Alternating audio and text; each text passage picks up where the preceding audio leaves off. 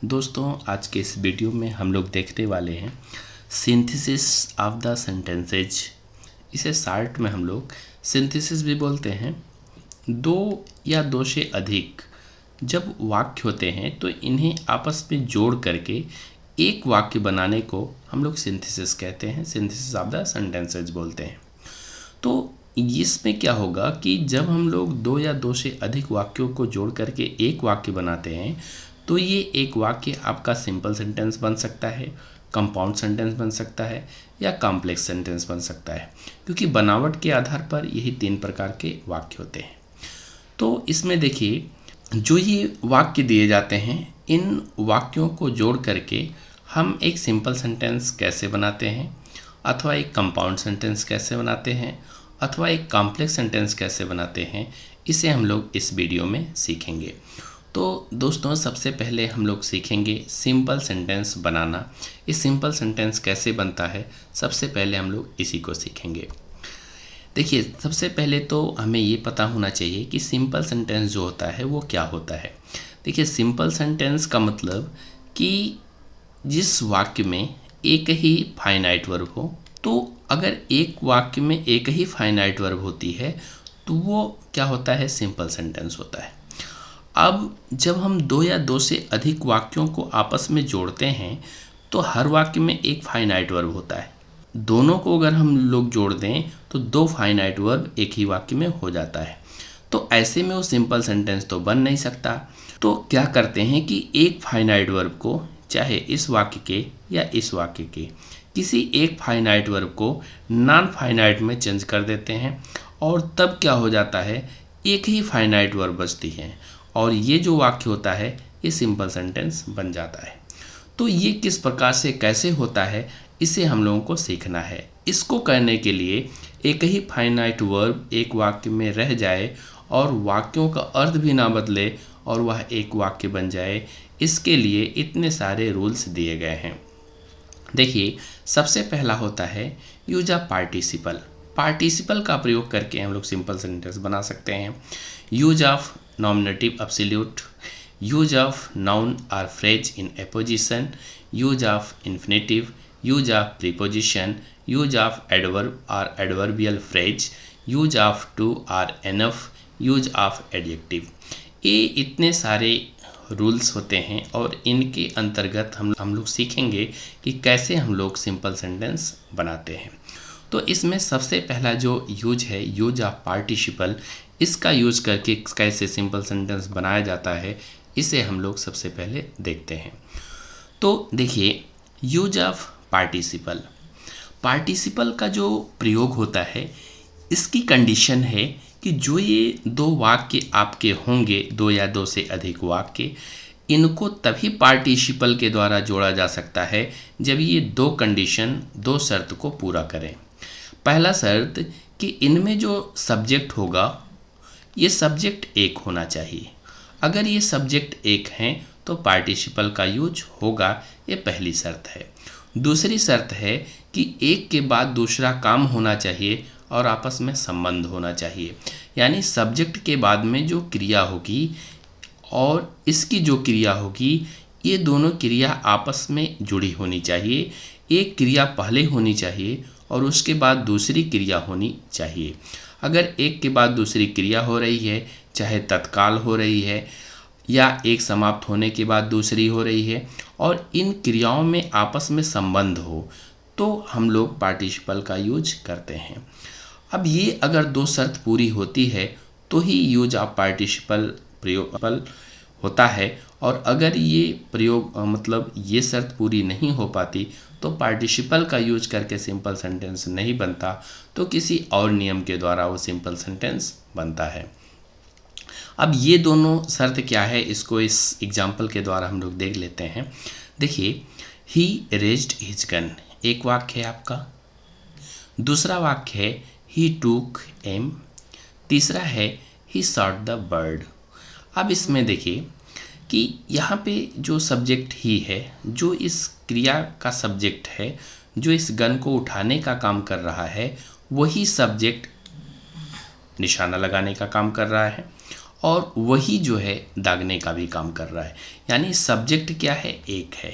इन तीनों वाक्यों में एक सब्जेक्ट है, तो पहली शर्त आपकी पूरी हो गई।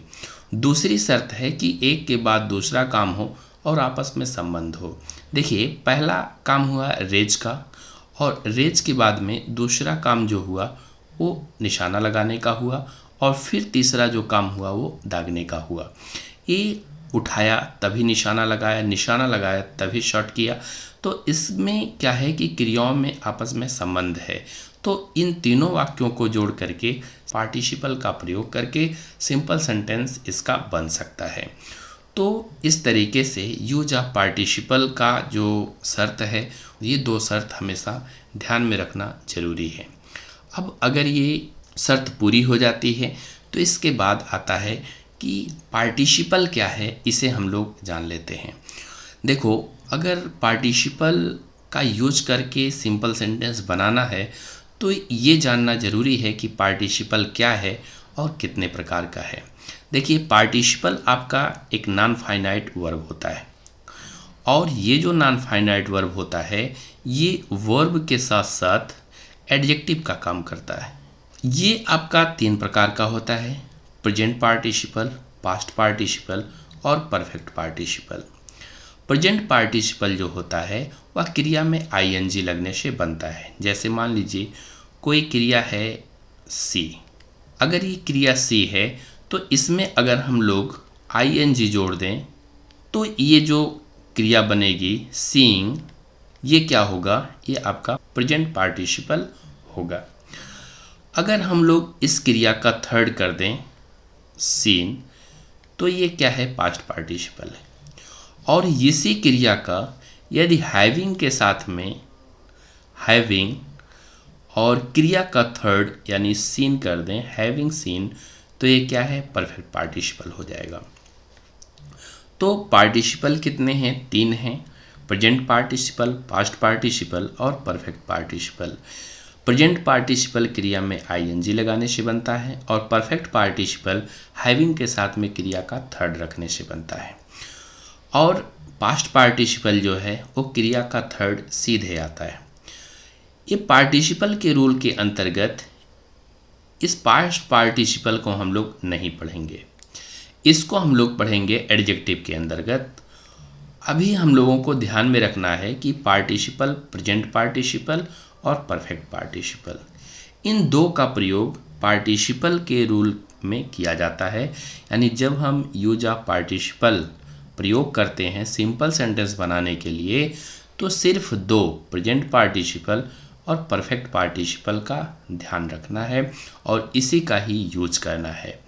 अगर प्रेजेंट पार्टिसिपल यूज करना है तो क्रिया में आईएनजी जोड़ लेना है, और अगर परफेक्ट पार्टिसिपल यूज करना है तो हैविंग के साथ में क्रिया का थर्ड रख देना है।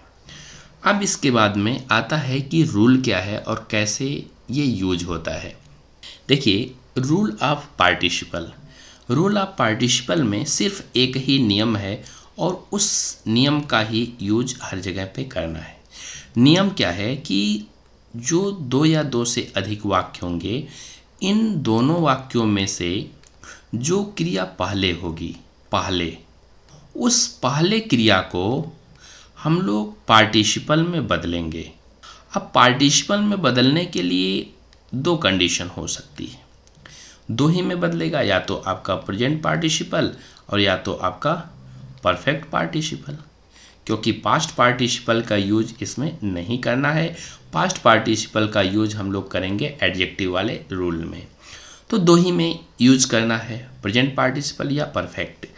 अगर जो ये क्रिया पहले हो रही है इसी को पार्टिसिपल में बदलना है, अगर ये क्रिया के बाद जो दूसरी क्रिया हो रही है दूसरे वाक्य के, उस दूसरे वाक्य की जो क्रिया होगी उसके और इसके बीच में समय हो, तो समय होने पर परफेक्ट पार्टिसिपल लगेगा, और समय यदि बीच में नहीं बच रहा है तो प्रेजेंट पार्टिसिपल होगा। बस यही एक रूल पार्टिसिपल में ध्यान रखना है। जैसे अगर इस वाक्य को देख लीजिए, ही saw a snake, he ran away with fear। He saw a snake, subject देख लीजिए, ही है, इसमें भी ही है। जो देखने का काम कर रहा है वही भागने का काम कर रहा है, अर्थात सब्जेक्ट एक है, देखा तभी भागा, कारण परिणाम का संबंध है, तो इसको पार्टिसिपल के द्वारा बनाया जा सकता है। अब सबसे पहला काम देखने का काम हुआ, फिर भागने का हुआ, अर्थात इसको जो काम पहले हुआ इसी को पार्टिसिपल में बदल देना है। अब यहाँ पर प्रेजेंट में बदलना है कि परफेक्ट में बदलना है, इसके लिए देख लेना है कि देखने और भागने के बीच में समय है कि नहीं है।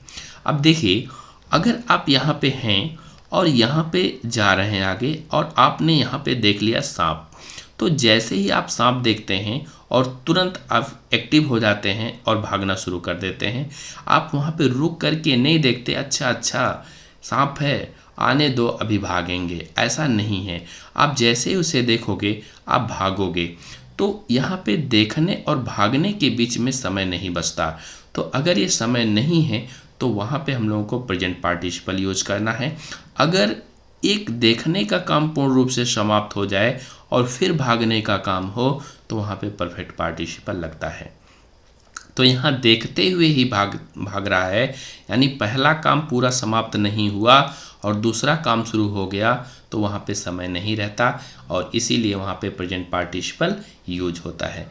तो इस वाक्य में हम लोग प्रेजेंट पार्टिसिपल का यूज करेंगे और इसकी जो क्रिया है सी और उस सी में आईएनजी जोड़ देंगे तो ये हो जाएगा सीइंग। और इसमें केवल सब्जेक्ट हम लोगों को हटा देना है, क्योंकि दोनों का सब्जेक्ट एक ही होता है। इस नाते पहले वाक्य के सब्जेक्ट को हम लोग हटा देते हैं और दूसरे वाक्य को यथावत रहने देते हैं। तो ये जो दूसरा वाक्य होगा यथावत रहेगा, पहले वाक्य का केवल सब्जेक्ट निकल जाएगा और क्रिया प्रेजेंट पार्टिसिपल अथवा परफेक्ट पार्टिसिपल में बदल जाएगी।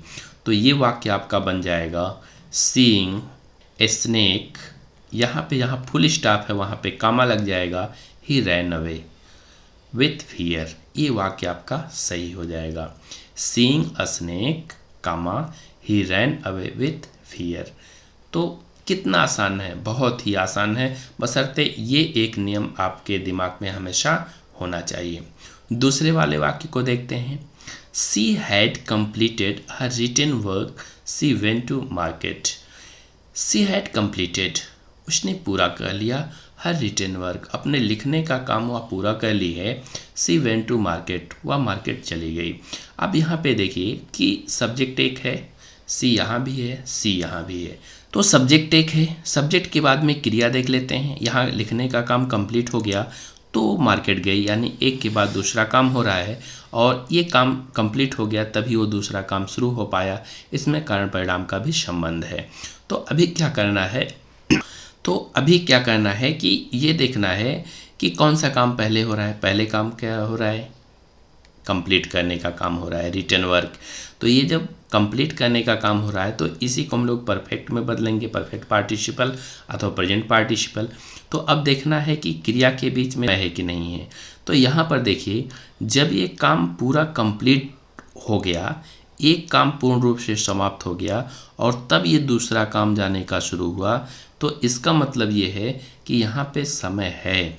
यानी जब एक काम पूरी तरीके से समाप्त हो जाए और दूसरा फिर काम शुरू हो तो वहाँ पे समय रहता है काम के बीच में, और जब काम के बीच में समय होता है तो परफेक्ट पार्टिसिपल का यूज होता है। तो सब्जेक्ट यहाँ से हटा देंगे और इस यहाँ पे जो है हैविंग यूज करके, हैविंग, ये हैड आपका हट गया, हैविंग कंप्लीटेड आपका जैसे है वैसे ही रहेगा। Having completed her written work, यहाँ पे कामा लग जाएगा, सी वेंट टू मार्केट। दूसरे वाले वाक्य में कोई परिवर्तन नहीं करना होता, यथावत रहता है। पहले वाक्य का सब्जेक्ट हटा देते हैं और जो क्रिया होती है हैविंग के साथ में थर्ड कर देना, थर्ड या पहले से ही है और ये सब हट जाएगा, केवल हैविंग आ जाएगा। तो इस तरीके से ये आपका परफेक्ट पार्टिसिपल यूज करके ये वाक्य बन जाएगा। अब तीसरा वाक्य देखते हैं। आई रीच्ड होम, आई टूक of my clothes. I reached home, मैं घर पहुंचा, मैंने अपने कपड़े को उतारा। अब यहाँ पर देखिए, आई रीच्ड होम, घर पहुंचने का काम हुआ, फिर कपड़ा निकालने का काम हुआ। तो ये काम पहले है, इसे पार्टिसिपल में बदलना है, प्रेजेंट में कि परफेक्ट में। अब इसके लिए समय देख लेना है। घर, अब यहाँ पे दो कंडीशन हो सकती है। देखो कुछ लोग तो ऐसे होते हैं कि जैसे ही वो घर पहुँचते हैं और शर्ट का बटन खोलते हुए अंदर प्रवेश करते हैं और कमरे में पहुँचते पहुँचते उनका शर्ट निकल करके टंग जाता है खूंटी में। तो ऐसे में क्या होगा कि यहाँ पे समय नहीं होगी। और कुछ लोग ऐसे होते हैं कि घर पहुँचेंगे, घर पहुँच करके सबसे पहला काम है वो बैठेंगे, बैठने के कुछ देर बाद आराम करने के बाद में उठेंगे, फिर कपड़ा निकाल करके टांग देंगे। तो इन दोनों में थोड़ा सा अंतर है। अगर पहली सिचुएशन को देखी जाए, यानी घर पहुँचते पहुँचते कपड़ा निकाल देना, यानी उसमें समय नहीं रहेगा, तो वहाँ पे क्या होगा, प्रेजेंट पार्टिसिपल लगेगा। और अगर थोड़ा सा वेट करके फिर वो कपड़े को निकालता है तो वहाँ पर क्या होगा, परफेक्ट पार्टिसिपल होगा। तो ऐसे कंडीशन में दोनों बनाया जा सकता है और दोनों वाक्य सही होगा, बशर्ते उन दोनों के अर्थों में थोड़ा सा वही अंतर रहेगा। तो यहाँ पे हम मान के चलते हैं कि हम घर पहुँच गए हैं और घर पहुँचने के बाद में फिर कपड़ा निकाल रहे हैं, एक काम कंप्लीट कर लिए हैं, फिर दूसरा कर रहे हैं, या घर पहुँचते पहुँचते कपड़ा निकाल रहे हैं, दोनों कर सकते हैं, जैसा भी चाहो। तो पहला वाक्य बन सकता है reaching home, I took off my clothes। दूसरा होगा having reached home, having reached home, यहाँ पे कॉमा लग जाएगा फुल स्टॉप की जगह पे, दूसरा वाक्य यथावत रहेगा। ये आपका इस तरीके से कंप्लीट हो जाएगा। तो दोनों बना सकते हैं ऐसे कंडीशन में।